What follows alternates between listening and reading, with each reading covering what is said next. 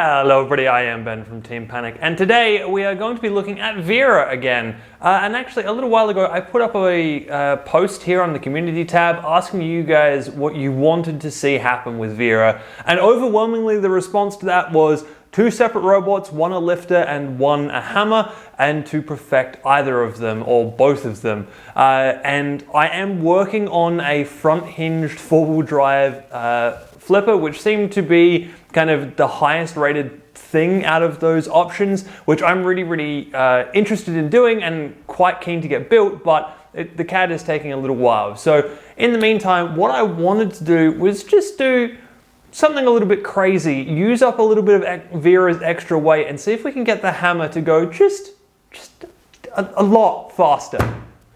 So let's get some printed parts. And this is the new chassis. Of course, there's no real point hiding what this does to you guys because you've seen the title and thumbnail of this video. Presumably, I talk about it there.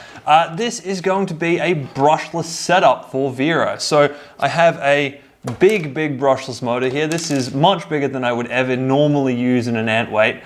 However, because Vera's axe and whole chassis and setup and everything is quite lightweight, I think I can actually get away with this weapon. It's a 2204, which again is pretty massive for this type of thing. So the whole idea is I've got this little piece here, which is going to get acetone welded in this way around, jammed down into, okay, so maybe not. We might need to fix this. It's a little bit wobbly at the moment. It should lock into place there, but it's really not. It's not liking. Like it sits there, and acetone welded, it should be okay. Maybe we can acetone weld to the front edge as well. But yeah, we'll fix that in a second. Anyway, so this guy locks in here, brushless motor locks in there, and then the axe is going to get put on this piece, which goes around the middle, and whoosh, as fast as possible. So I might be adding a ton of extra speed, but in the meantime sacrificing the ability to self-right. Maybe, I don't know. This is a monster motor for this weight class, so we really don't know until we actually give it a shot. But we do need a new version of this, and something that's potentially a little bit stronger, because this is a little bit flexible through the middle. I don't really trust that too much. Yeah, so we're gonna have to up that a bit, and then yeah, also cut down this shaft, because at the moment it sits out all the way into the battery section, and we don't want a high speed spinning thing right above our battery, because if the battery moves, it's going to get rubbed to death by the brushless motor. Cool, so one part to solve all of our problems, I hope. It's the same part, it's now just got 2 thick ridges across the back of it, and these actually sit down into the chassis. So when it hits, when it's embedded in here, they will touch the bottom. Oh, it's actually harder to put in here. Oh, I haven't quite cleaned this up well enough, I guess. But when they're in, it should, yeah. So it sits down and locks, and it's still got a little bit of wobble in it, but I think with those sat down properly, that should be fine. I just need to clean the part up just that little bit more. And then yeah, we'll lock it into the front wedge as well, and it should be, fingers crossed, totally fine. And you can see there on the underside, this is where it locks in place. You can barely even see that actually, which is quite cool.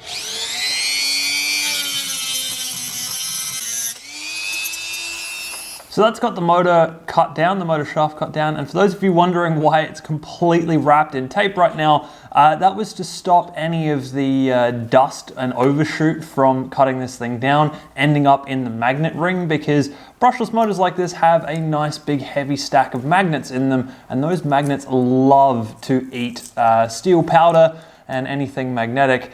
And if you let them do that, then you will seize the motor up, because there's not a huge gap between the actual motor coils and the magnet ring. And yeah, if you get even a little bit of steel in there, it can seize the entire motor up and just stop it from working in total. So by getting a whole bunch of tape in the way, I've basically stopped the magnets from being able to conduct most of the steel particles, and any that were there should have been taken off in that first couple of layers and not still be around right now. So that should have been fine. And you can see the motor still spins up quite nicely and everything is good. And you can also see that this is actually quite exposed as a motor. So yeah, it would have sucked a whole bunch of steel up into there, which would not have been great. Anyway, while I was doing that, I've also done 2 extra things. I've printed a new arm. This one here is going to be the version that has the bolt through the end, which is the heavier type of swing arm, unlike the actual measured one, which is the ruler. I've also gone ahead and acetone welded in our little standoff. So that is the strongest it can possibly be, and it's really in there. There's no wobble or play in there anymore, other than what's in the chassis, because this is an ABS chassis, so it flexes a little bit. And you can see our motor drops right in there, and it should be able to be bolted in, which would be perfect. So the next thing I need to do is actually look at electronics. Now, okay, so let's talk electronics. I was originally planning on attempting to use this, which is a prototype ESC that I'm working on. However, it's a prototype, and at the moment, it doesn't work. So instead, what we're going to do is we're going to steal the Malinky ESC out of Dr. Criminal and wire that in instead. But even though this is already kind of wired up, I thought I'd just quickly run through how I do wiring in a robot like this and how to wire up the Malinky ESC with a brushless ESC. So we're going to start from the battery, where we really should start. And the battery has 2 outputs out of it, a positive and a negative. And you should always see red be positive and black be negative on any of this type of stuff. Now, the negative is going to come out and go straight into the rest of the circuit. The positive is going to go through a switch so that we can activate the robot and have our power on and power off there. So the switch is going to go into the positive port of the Malinky ESC, but also into the positive of the brushless. So we've got a red wire and a black wire on our brushless, the red being power in positive, black being power in negative. You also then need to make a fork for the negative connection. So there's a negative terminal on the Malinky, and then there's also a negative terminal on the brushless ESC, just like that. In this case, what we're going to do is we're also going to hook up this other line. So there's a brown line and a orange line here. The brown line is the ground for the data, but in this case, they're all the same ground. So we just kind of hook all of that stuff together. Then the orange line is the signal line, and the signal line we're going to take and we're going to drag it over to the Malinky PWM outputs, which are, yeah, so there are 2 little pads there and there. Those are PWM outputs, which you can use to run a brushless setup. Be very warned when you do this, don't connect your weapon immediately. You want to make sure that you've got your settings totally correct for this before you power everything up and run it with a weapon attached, because otherwise this is a good way to have a weapon run away from you. So make sure your settings on your Malinky are correct before you attach the weapon to your brushless motor.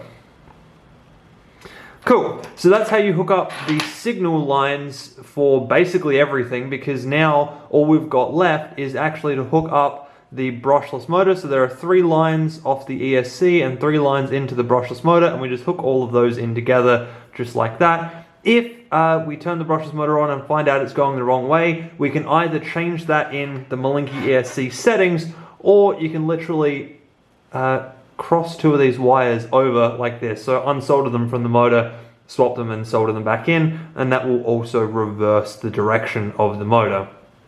Then of course, on the drive, we've literally just got a left side drive and a right side drive and a weapon drive. So you just hook the 2 wires from the left side into the left motor, and then the right side into the right motor. And bam, there you go. That's about it. You can also add an additional LED into this. The Malinky does have a power on LED, which will turn on when you power the Malinky. So that can take the place of a power on LED if you mount the Malinky correctly.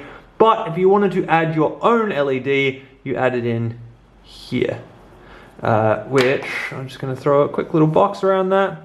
So basically you take the output from the electronic sides of the switch through the LED and then back out to the negative. You do need a resistor in line and stuff, but there are little LED packages that you can buy which have all of that in there, and you're much better off just doing that rather than trying to worry about anything else. So there you go. This is how I wire everything up. Now I'm going to take the Dr. Criminal Electronics and do this to that.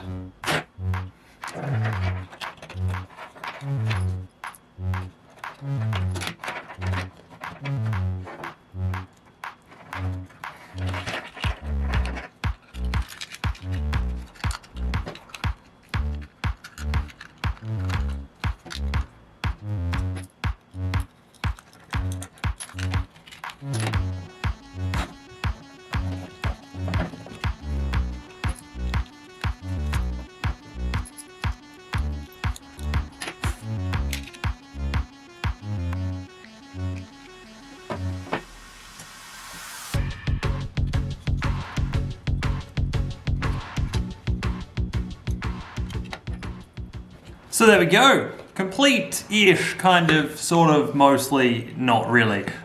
You will notice that the axe is still over here. And that is because I actually don't know what the settings are on this Malinky Nano currently.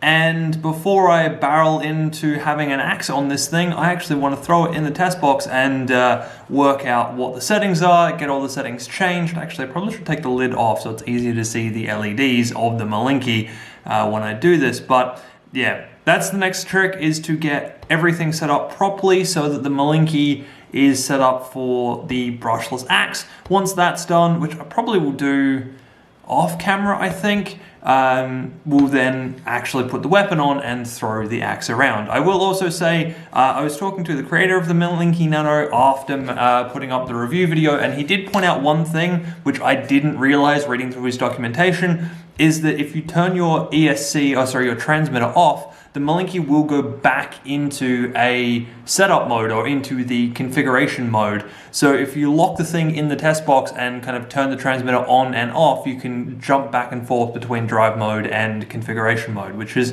what I'm about to try out. So I'll let you know how that goes at the end of all of this. Anyway, let me go ahead and fix this up, and then we'll throw a hammer on here and see if it works.